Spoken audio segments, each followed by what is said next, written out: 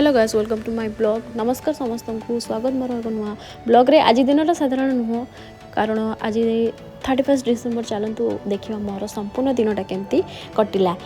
सका रूम बाहरी सीधा मार्केट चलीगली। आज किसी सामान किणवार प्लान भी थिला।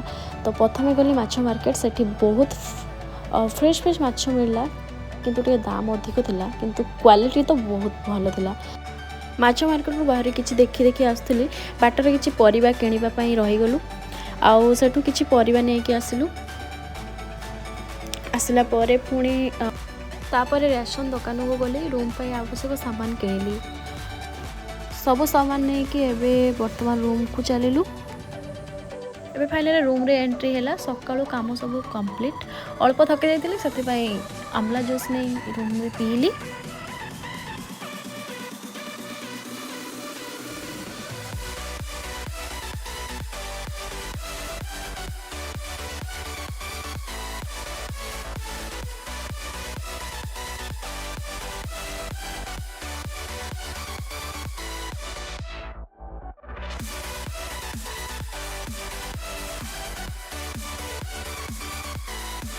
गाइस वीडियो कैसे लगा वो कमेंट बॉक्स में बताना और लाइक करना, शेयर करना, कमेंट्स करना, सब्सक्राइब करना हमारा चैनल को और बेल आइकन बटन प्रेस कर देना ताकि वीडियो अपलोड होने के सबसे पहले आपके पास नोटिफिकेशन पहुंच जाए। Bye bye.